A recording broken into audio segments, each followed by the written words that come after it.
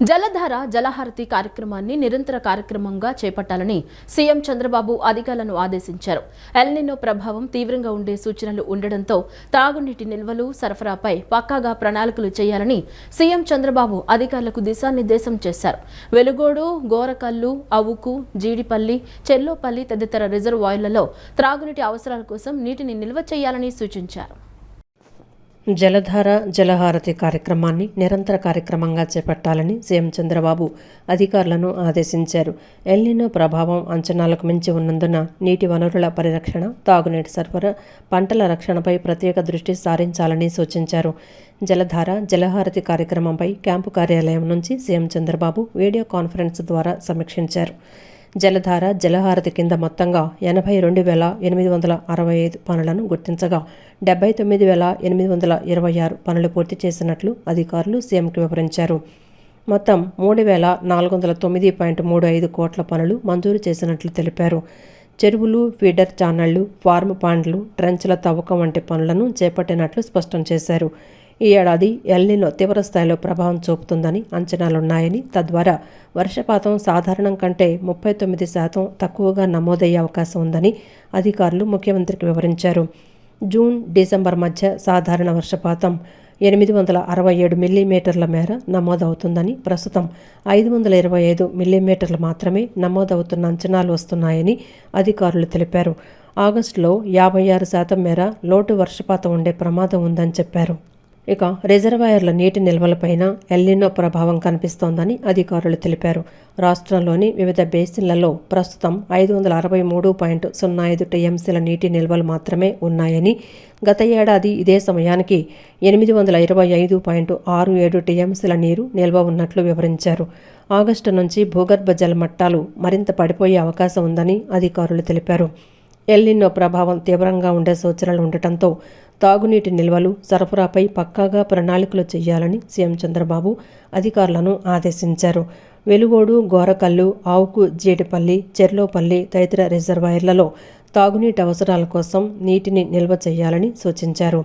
నాగార్జున సాగర్ కాలువల ద్వారా వివిధ జిల్లాల తాగునీటి అవసరాలకు నీటి కేటాయింపులను సిద్ధం చేసుకోవాలని ముఖ్యమంత్రి చెప్పారు.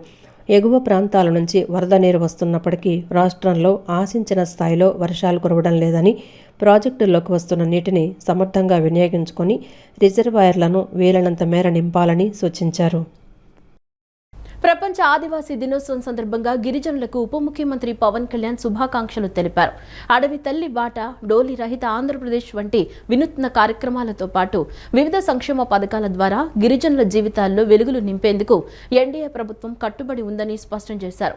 గిరిజనుల సంస్కృతి, ఆత్మగౌరవానికి భంగం కలగకుండా చివరి గడప వరకు సంక్షేమాన్ని అందించడమే ప్రభుత్వ ధ్యేయమని పవన్ కళ్యాణ్ పునరుద్ఘాటించారు. ప్రపంచ ఆదివాసీ దినోత్సవం సందర్భంగా గిరిజనులకు ఉప ముఖ్యమంత్రి పవన్ కళ్యాణ్ శుభాకాంక్షలు తెలుపుతూ ఎక్స్ వేదికగా ప్రత్యేక సందేశాన్ని పంచుకున్నారు. ప్రాచీన సాంప్రదాయాలు, సంస్కృతిక రక్షకులుగా ఉన్న గిరిజన సమాజాన్ని గౌరవించుకోవాల్సిన బాధ్యత అందరిపై ఉందని పేర్కొన్నారు. అడవి తల్లి బాట, డోలీ రహిత ఆంధ్రప్రదేశ్ వంటి వినూత్న కార్యక్రమాలతో పాటు వివిధ సంక్షేమ పథకాల ద్వారా గిరిజనుల జీవితాల్లో వెలుగులు నింపేందుకు ఎన్డీఏ ప్రభుత్వం కట్టుబడి ఉందని స్పష్టం చేశారు. ఆదిలాబాద్ తండాల నుంచి అరకు పీవీటీజీ వర్గాల జీవన విధానాన్ని తాను ఎప్పుడూ గౌరవిస్తానని, 2018 పోరాట యాత్రలో వారి కష్టాలను స్వయంగా తెలుసుకున్నానని గుర్తు చేశారు. నేడు పంచాయతీరాజ్, గ్రామీణాభివృద్ధి శాఖల ద్వారా వేల కోట్ల విలువైన అభివృద్ధి కార్యక్రమాలు చేపట్టి మారుమూల గిరిజన ప్రాంతాలకు తొలిసారిగా విద్యుత్తు, రోడ్లు, అంబులెన్సులు వంటి మౌలిక వసతులు కల్పిస్తూ ఉండడం సంతోషంగా ఉందన్నారు. పీఎం జన్మన్, పీఎంజీఎస్వై వంటి పథకాల ద్వారా గిరిజన ప్రాంతాలకు అభివృద్ధిని చేరువ చేస్తున్న ప్రధానమంత్రి నరేంద్ర మోదీకి ఆయన కృతజ్ఞతలు తెలిపారు. గిరిజనుల సంస్కృతి, ఆత్మగౌరవానికి భంగం కలగకుండా చివరి గడప వరకు సంక్షేమాన్ని అందించడమే ప్రభుత్వ ధ్యేయమని పవన్ కళ్యాణ్ పునరుద్ఘాటించారు. గిరిజనులకు ప్రపంచ ఆదివాసీ దినోత్సవాన్ని పురస్కరించుకుని ముఖ్యమంత్రి చంద్రబాబు శుభాకాంక్షలు తెలిపారు. గిరిజనుల సంస్కృతి, సంప్రదాయాలు, జీవన విధానం గర్వకారణం. అడవి, ప్రకృతితో గిరిజనుల జీవన విధానం ముడిపడి ఉంటుంది. ఆదివాసీలకు విద్య, ఆరోగ్యం, ఉపాధి అవకాశాలు మెరుగుపరుస్తున్నాం. ఆదివాసీల సమగ్రాభివృద్ధికి కట్టుబడి ఉండడమే ప్రభుత్వ లక్ష్యం. ఆదివాసీల స్వయం సమృద్ధి, ప్రగతే ధ్యేయంగా ప్రభుత్వం శ్రమిస్తోంది అని సీఎం చంద్రబాబు అన్నారు. ప్రపంచ ఆదివాసీ దినోత్సవం సందర్భంగా గిరిజనులకు లోకేష్ శుభాకాంక్షలు తెలిపారు. ఆదివాసీ సంస్కృతి అంటే ప్రకృతితో కలిసి జీవించే జీవన తత్వం, పరస్పర సహకారం, మంచితనం, మానవత్వానికి రూపమే ఆదివాసీలు అని లోకేష్ కొనియాడారు. ఆదివాసీలు సమగ్ర అభ్యున్నతి, వారి హక్కుల రక్షణ మన బాధ్యత అని లోకేష్ స్పష్టం చేశారు. కొండారెడ్డి బురుజు ఎక్కిన ఉపాధ్యాయులకు తాడేపల్లి ప్యాలెస్ ఎక్కడం పెద్ద విషయం కాదని, డిఎస్సి 2025 నిర్వహణపై విష ప్రచారం మానుకోకపోతే జగన్కు అదే పరిస్థితి వస్తుందని మంత్రి సవిత హెచ్చరించారు. డిఎస్సి 2025 నిర్వహణపై ఎలాంటి అనుమానాలున్నా దమ్ము, ధైర్యం ఉంటే అసెంబ్లీకి రావాలని సవిత సవాల్ విసిరారు.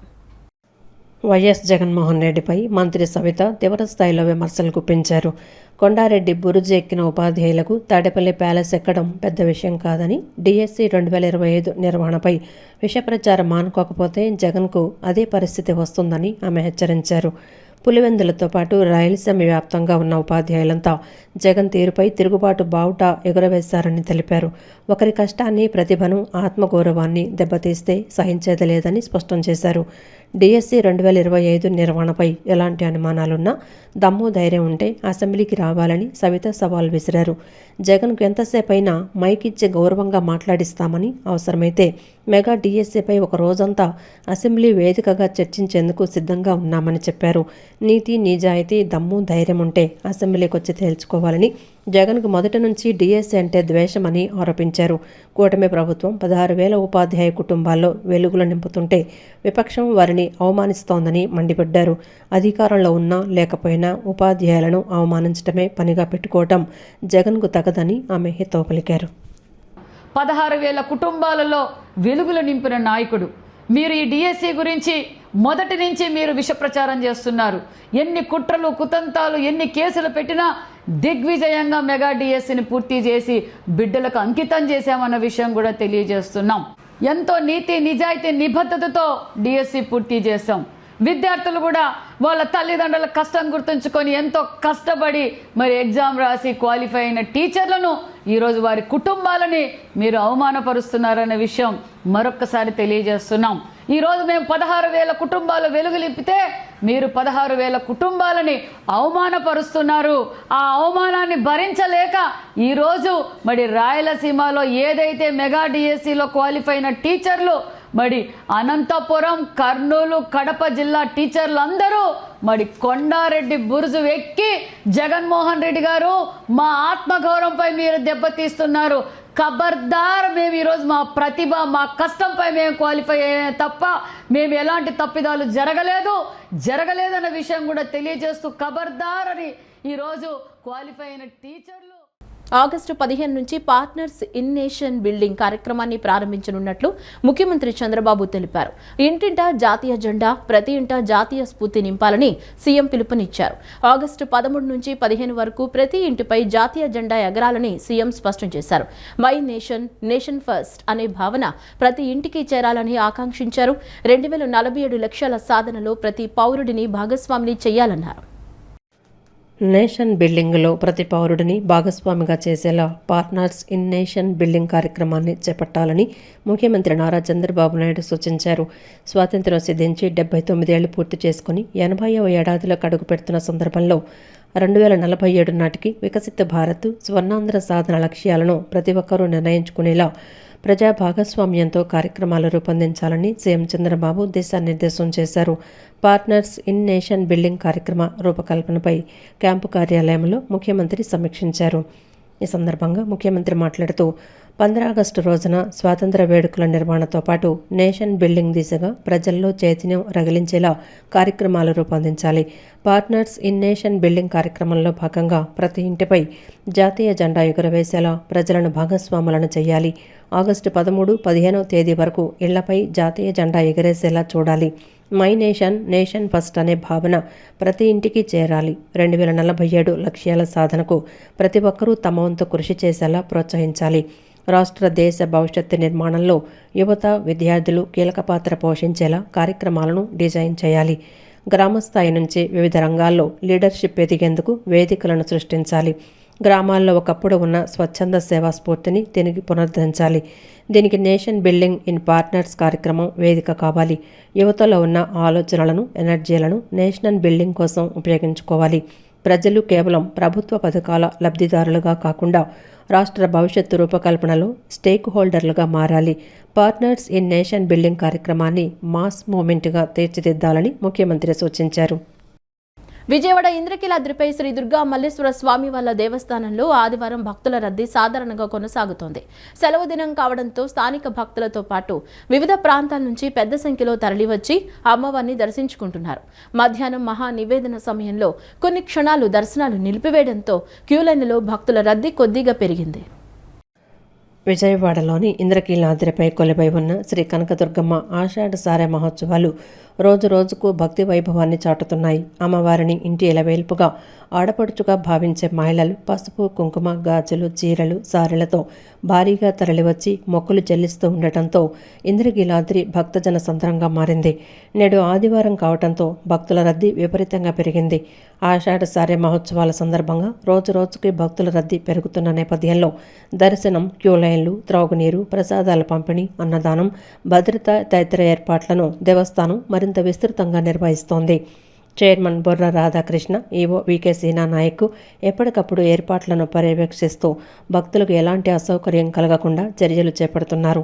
భక్తి, సేవ, దాతృత్వం కలగలిసిన ఆషాఢ సారె ఉత్సవాలు ఇంద్రకీలాద్రిపై ఆధ్యాత్మిక వైభవాన్ని మరింత ఇనుమడింపచేస్తున్నాయి. అన్ని లైన్లు ఫ్రీ టికెట్ పెట్టేసి స్పీడ్ దర్శనం కోసం అని దర్శనం చేస్తున్నాం. మరి ఇంత రష్గా ఉంటుందనే మాట మాకు తెలుసు. ఎందుకంటే చివరి ఆదివారం అవడం వల్ల డెఫినెట్గా రష్ ఉంటుంది. ఎందుకంటే ఇంకా మనకి ఆషాఢ మాసం ఇంకా 4 రోజులే ఉంది, 2వ తారీఖుతో అయిపోతుంది.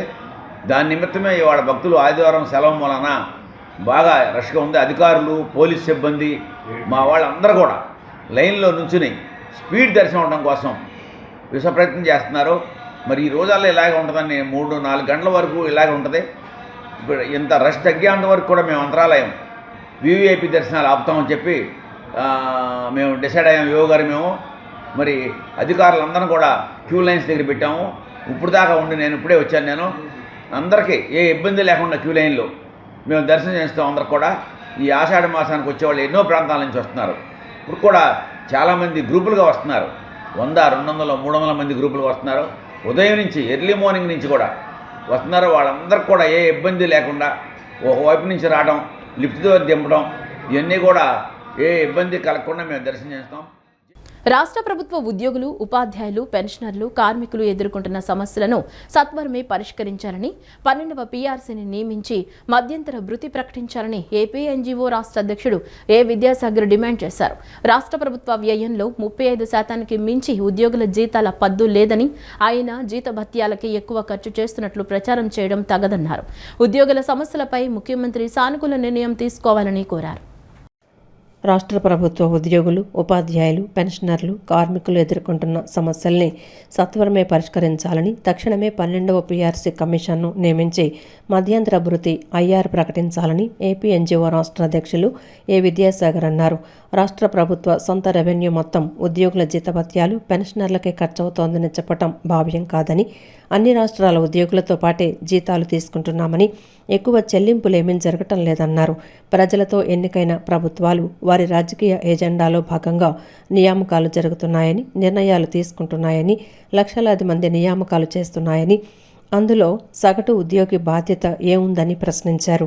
ఒకవేళ జీతాల పద్దు మితిమీరిపోయిందని భావిస్తే ప్రభుత్వాలు అటువంటి నిర్ణయాలు తీసుకునే ముందు ఆలోచించుకోవాలన్నారు.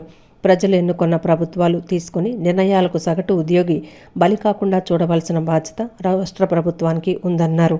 ఉద్యోగుల జీతాలను ప్రభుత్వ సొంత రెవెన్యూ ఆదాయంతో పోలిస్తూ చూడటం సరికాదన్నారు. ప్రభుత్వం పెడుతున్న ఖర్చులో 35% మించి ఉద్యోగుల జీతాల పద్దు లేదని తెలిపారు. ఒకవేళ 2026-27 లెక్కల ప్రకారం కూడా సొంత రెవెన్యూ ఆదాయం చూసిన 1,40,000 కోట్ల రూపాయల్లో జీతాల పద్దును గమనిస్తే 60% మించలేదన్నారు. ప్రజాప్రతినిధులందరికీ రిప్రజెంటేషన్స్ మిగతా కార్యక్రమం చేస్తున్నాం. 26 జూలై 2026 లోపు మరి ఏపీ జేఏసీని, ఉద్యోగ సంఘాలను పిలిపించుకునే సానుకూలమైన నిర్ణయాలు తీసుకోకపోతే భవిష్యత్తు కార్యాచరణను ప్రకటిస్తామని నోటీసు ఇచ్చిన ధర్మిల 22వ తారీఖు గ్రూప్ ఆఫ్ మినిస్టర్స్ ఉద్యోగ సంఘాలందరినీ పిలవటం, ఉద్యోగ ఉపాధ్యాయ సంఘాలతో చర్చించటం, ఒక సానుకూలమైన వాతావరణంలో, ఒక మర్యాదపూర్వకమైన వాతావరణంలో చర్చలు జరిగినాయి. 1వ తారీఖు తర్వాత భోగాపురం ఎయిర్పోర్టు ఓపెనింగ్ తర్వాత ముఖ్యమంత్రి గారితో సంప్రదించి ఉద్యోగ సంఘాలను పిలిచి సానుకూలమైన పరిష్కారం దిశగా, సానుకూలత దిశగా రాష్ట్ర ప్రభుత్వం ఉంది అని చెప్పి జేఏసీకి మా అందరికీ కూడా తెలియజేయడం అనేది జరిగింది. దాని ధర్మిలానే జేఏసీ రాష్ట్ర నాయకత్వాలు కూడా మేమిచ్చిన నోటీసుకు స్పందించి గౌరవప్రదంగా పిలిచి 1వ తారీఖు తర్వాత 10-15 రోజుల్లో దీన్ని టోటల్గా పరిష్కారం చేస్తాం అన్నారు. కాబట్టి ఉద్యోగ సంఘాలు అందరం కూడా ముఖ్యమంత్రి గారు వీటన్నిటి మీద పరిశీలించి వాటన్నిటినీ సమీక్షించి ఉద్యోగులను పిలిచి పరిష్కారం చేస్తాము అన్న భావనలో ఉన్నాం. దానితో పాటు ఏదైతే ఉద్యోగుల మనోభావాలు ఉన్నాయో అవి మీ ద్వారా రాష్ట్ర ప్రభుత్వానికి రేపు చర్చల్లో ముఖ్యమంత్రి గారి దృష్టికి తీసుకెళ్తాం. అయినప్పటికీ ఉద్యోగుల మనోభావాలను ఆవిష్కరించాల్సిన బాధ్యత ఉద్యోగ సంఘాల నాయకులుగా ఉన్నది కాబట్టి వాటిని రాష్ట్ర ప్రభుత్వానికి కూడా విజ్ఞప్తి చేస్తున్నాం. మచిలీపట్నం మంగినపూడి బీచ్లో జరుగుతున్న అభివృద్ధి పనులను మంత్రి కొల్లు రవీంద్ర పరిశీలించారు. వినాయక చవితి సందర్భంగా అత్యంత ప్రతిష్టాత్మకంగా ఏర్పాటు చేస్తున్న 63 అడుగుల మట్టి గణపతి విగ్రహం, ఉపాలయాల నిర్మాణ పనులను ఆయన స్వయంగా తనిఖీ చేశారు. ఈ సందర్భంగా బీచ్లో పర్యాటకులతో సరదాగా ముచ్చటించి ప్రభుత్వ సంక్షేమ పథకాల గురించి అడిగి తెలుసుకున్నారు. మచిలీపట్నం మంగినపూడి బీచ్లో జరుగుతున్న పలు అభివృద్ధి పనులను రాష్ట్ర మంత్రి కొల్లు రవీంద్ర పరిశీలించారు. వినాయక చవితి వేడుకలను పురస్కరించుకొని అక్కడ అత్యంత ప్రతిష్టాత్మకంగా ఏర్పాటు చేస్తున్న 63 అడుగుల భారీ మట్టి గణపతి విగ్రహం, అలాగే ఇతర ఉపాలయాల నిర్మాణ పనుల పురోగతిని ఆయన అధికారులతో కలిసి స్వయంగా పరిశీలించారు. నిర్మాణ పనులను వేగవంతంగా పూర్తి చేయాలని, భక్తులకు ఎలాంటి అసౌకర్యం కలగకుండా తగిన ఏర్పాట్లు చేయాలని సంబంధిత అధికారులకు ఈ సందర్భంగా సూచించారు. అనంతరం బీచ్లో పర్యాటకులతో మంత్రి కొల్లు రవీంద్ర సరదాగా ముచ్చటించారు. కూటమి ప్రభుత్వం రాష్ట్రంలో అమలు చేస్తున్న సంక్షేమ పథకాలు, అందిస్తున్న సేవల గురించి వారిని అడిగి తెలుసుకున్నారు. బీచ్లో ఉపాధి పొందుతున్న ఫోటోగ్రాఫర్లు, గుర్రపు స్వారీ నిర్వాహకులు, అలాగే వివిధ చిరుతిళ్ల దుకాణాల వ్యాపారులను పలకరించి వారి సమస్యలను, అక్కడ అందుబాటులో ఉన్న సదుపాయాల గురించి ఆరా తీశారు.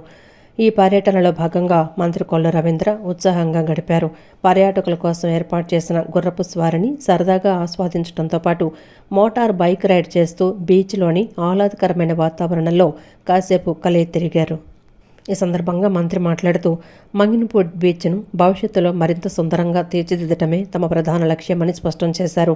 ఇక్కడికి వచ్చే పర్యాటకులకు అద్భుతమైన, ఆహ్లాదకరమైన అనుభూతిని అందించేలా అన్ని రకాల ఆధునిక వసతులు కల్పిస్తున్నామని తెలిపారు. భవిష్యత్తులో మంగినపూడి బీచ్ను రాష్ట్ర స్థాయిలోనే కాకుండా జాతీయ స్థాయిలో ఒక ప్రముఖ పర్యాటక కేంద్రంగా అభివృద్ధి చేసి తీరుతామని మంత్రి కొల్లు రవీంద్ర ధీమా వ్యక్తం చేశారు. ప్రజా సమస్యలపై అవగాహన లేని వారు రాజకీయం మాట్లాడడం హాస్యాస్పదంగా ఉందని, డీఎస్సీలో అవకతవకలు జరిగాయని మాట్లాడే వారికి అసలు డీఎస్సీ అంటే ఏమిటో తెలుసా అని ఎమ్మెల్యే యార్లగడ్డ వెంకట్రావు ప్రశ్నించారు. రాష్ట్రానికి గూగుల్ తీసుకొచ్చి విద్యా వ్యవస్థలో సంస్కరణలు తెచ్చి రాష్ట్రాన్ని అభివృద్ధి చేస్తున్న మంత్రి నారా లోకేష్ ఎందుకు రాజీనామా చేయాలని నిలదీశారు. విజయ డైరీ చైర్మన్ చలసాని ఆంజనేయులు రాజీనామా పార్టీ అధిష్టానం ఆదేశాల మేరకే జరిగిందని ఆయన స్పష్టం చేశారు. బాపులపాడు మండలం కానుమోలులో కూటమి ప్రభుత్వ 2 ఏళ్ల పాలన అభివృద్ధి లక్ష్యంగా నిర్వహించిన ఇంటింటికి తెలుగుదేశం కార్యక్రమంలో గన్నవరం ఎమ్మెల్యే యార్లగడ్డ వెంకట్రావు పాల్గొని ప్రజల నుంచి పథకాల అమలుపై వివరాలు అడిగి తెలుసుకున్నారు. ఈ సందర్భంగా ఆయన మాట్లాడుతూ ప్రజా సమస్యలపై అవగాహన లేని వారు రాజకీయం మాట్లాడటం హాస్యాస్పదంగా ఉందని, డీఎస్సీలో అవకతవకలు జరిగాయని మాట్లాడే వారికి అసలు డీఎస్సీ అంటే ఏమిటో తెలుసా అని ప్రశ్నించారు. మాజీ మంత్రి కొడాలి నాని అధికారంలో ఉన్నప్పుడు ఒకలా, ఇప్పుడు మరోలా మాట్లాడుతున్నారని, ఆయన నోటి నుంచి చంద్రబాబు, లోకేష్ పేర్లు రావటం విచిత్రంగా ఉందని ఎద్దేవా చేశారు. గెలిచిన కొంతమంది మాజీ ఎమ్మెల్యేలు గతంలో నియోజకవర్గాన్ని దాచుకోవటం వల్లే అభివృద్ధికి నోచుకోలేదని మండిపడ్డారు. రాష్ట్రానికి గూగుల్ తీసుకొచ్చి విద్యా వ్యవస్థలో సంస్కరణలు తెచ్చి రాష్ట్రాన్ని అభివృద్ధి చేస్తున్న మంత్రి నారా లోకేష్ ఎందుకు రాజీనామా చేయాలని నిలదీశారు.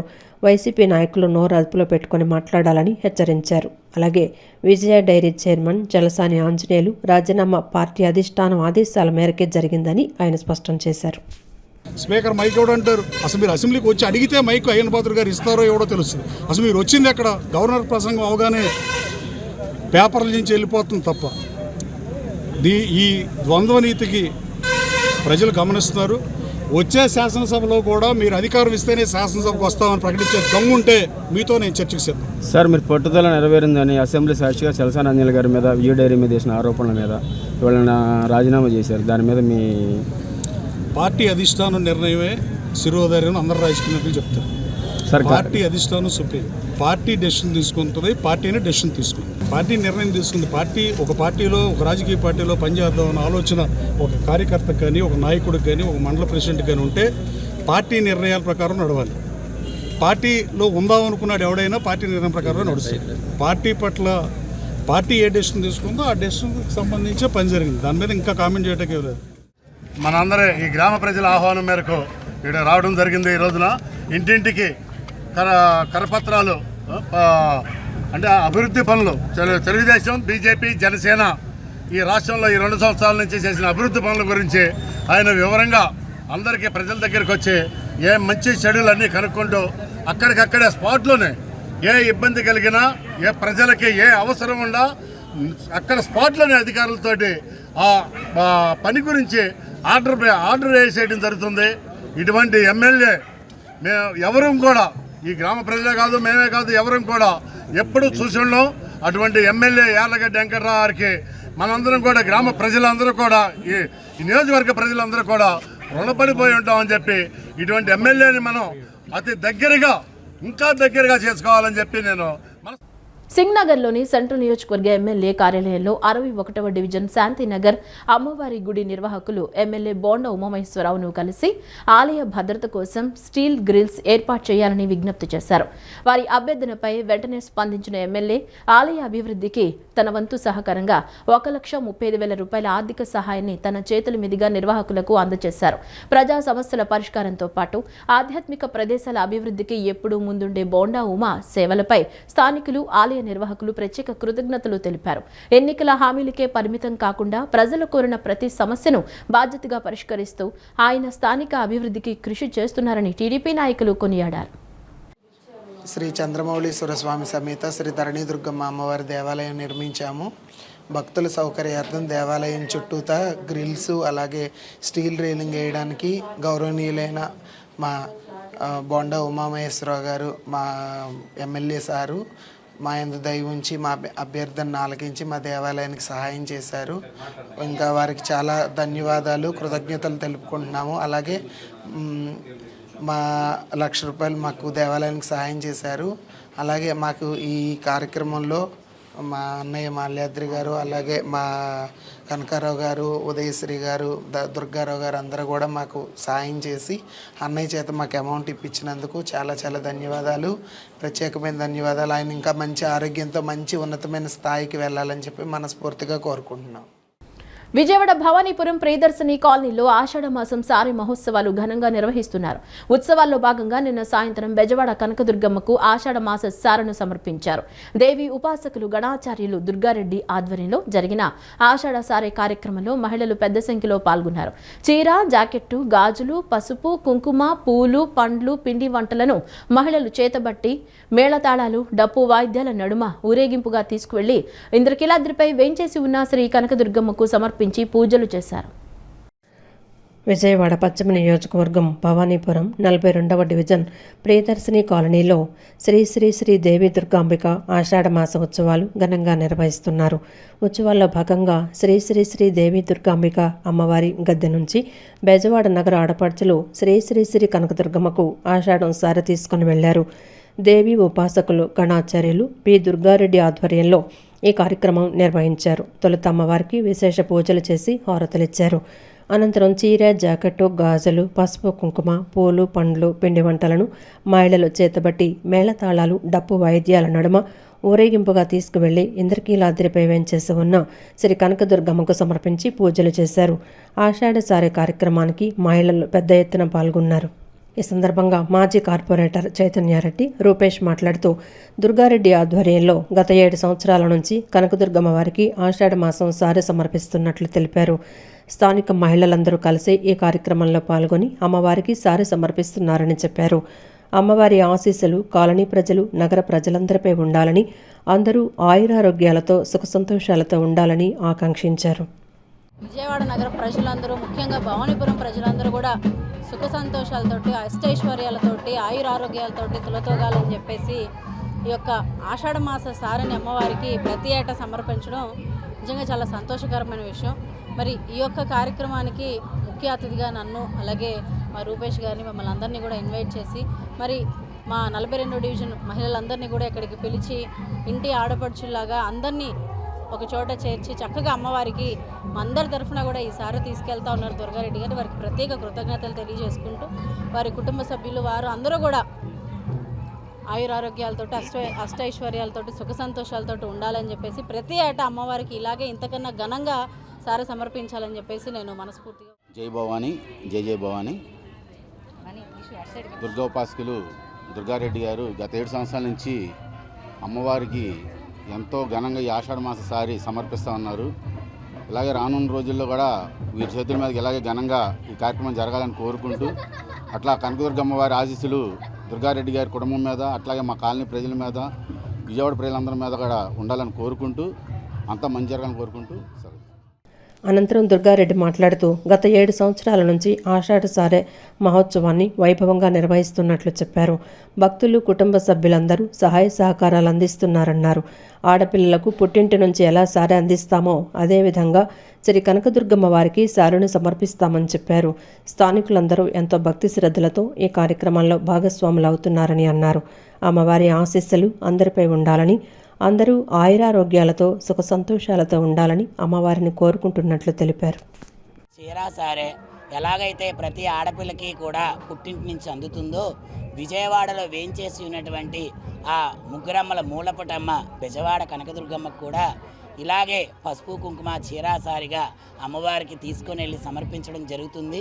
ఇది ఒక్క నా యొక్క కార్యక్రమమే కాకుండా నా భక్త ప్రజలందరితో పాటు నేను కూడా అందులో పాత్రున్నాయి ముందుకు వెళుతూ అందరికీ కూడా ఈ కార్యక్రమాన్ని తెలియజేస్తూ ఉంటున్నాను.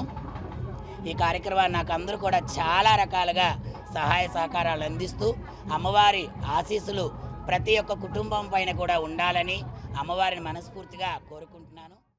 ఎల్నినో పరిస్థితుల నేపథ్యంలో రైతులు నీటి వనరుల లభ్యతను బట్టి ప్రత్యామ్నాయ పంటలు సాగు చేయాలని నాగార్జున సాగర్ ఎడమ కాలువ ప్రాజెక్టు కమిటీ వైస్ చైర్మన్ ఆళ్ల వెంకట గోపాలకృష్ణారావు సూచించారు. బాపులపాడు మండలం రంగన్నగూడెంలో రైతన్న మీకోసం కార్యక్రమంలో భాగంగా వ్యవసాయ శాఖ కరపత్రాలను ఇంటింటికి అందజేసి అవగాహన కల్పించారు. ఎల్నినో దుష్పరిణామాలు, పంటల దిగుబడుల తగ్గింపును తట్టుకునేందుకు మల్చింగ్, అంతర పంటలు, డ్రిప్ స్ప్రింకర్లు వాడాలని, వర్షపు నీటిని ఒడిసి పట్టి భూగర్భ జలాలు పెంచుకోవాలని ఆయన రైతులకు హితవు పలికారు. రైతులు నీటి లభ్యతను దృష్టిలో ఉంచుకుని వర్షాభావ పరిస్థితులను, నీటి ఎద్దడిని తట్టుకునే ప్రత్యామ్నాయ పంటలను వేసుకోవాలని, పంటను కాపాడుకునేందుకు మల్చింగ్ ద్వారా తేమ సంరక్షణ చర్యలు, విత్తన గుతికలు, ప్రతికూల వాతావరణ మార్పులకు అనుగుణంగా అంతర పంటల సాగు చేసుకోవాలని, పామాయిల్లు, డ్రిప్ స్ప్రింకర్లు వంటి నీటి పొదుపు పద్ధతులను పాటించాలని సూచించారు. అట్లాగే భవిష్యత్తులో కూడా ఈ ఎల్నినో అనేది ఇంకా వచ్చే సంవత్సరం కూడా కంటిన్యూ అవుద్ది అంటున్నారు. కాబట్టి రైతాంగం చేసిన పంటలకు ఇన్సూరెన్స్ చేసుకుంటాం. కానీ ఈ ఎల్నినో పరిస్థితుల్లో రాష్ట్ర ప్రభుత్వం అధికారులు, వ్యవసాయ అధికారులు ఏదైతే చెప్తున్నారో వాటిని పాటించి ముందుకెళ్ళాలి. ఇప్పుడు ప్రస్తుతం ఉన్న తక్షణ ప్రణాళిక వేసిన పంటలను రక్షించుకోవడం, అలాగే కొత్తగా పంట లేకుండా ముందుకెళ్లాల్సిన అవసరం ఉంది. అలాగే మన ప్రాంతంలో కూడా ఎక్కువగా పామాయిల్ కానీ, చెరుకు కానీ కొంత ఊరి ఉంది. దానికి కూడా అవి చూసుకుంటూ ఈ వాతావరణ పరిస్థితులకు అనుకూలంగా ముందుకెళ్ళాలి. అట్లాగే విపరీతమైన ఎరువులు వేయకుండా పరిమితంగా ఎరువులు వాడి ఎల్లిన పరిస్థితుల్లో పంటలను రక్షించుకుని ఉన్న పంటలను రక్షించుకుని ముందుకెళ్లాల్సిన అవసరం ఉంది. ఈ సందర్భంగా రైతాంగం అంతా కూడా ఈ రాష్ట్ర ప్రభుత్వం ఇచ్చే సూచనలు పాటించి ఉన్న పంటలను రక్షించుకోవాలని ఈ సందర్భంగా విజ్ఞప్తి చేస్తాము. ఈ వార్తలు ఇంతటితో సమాప్తం. నమస్కారం.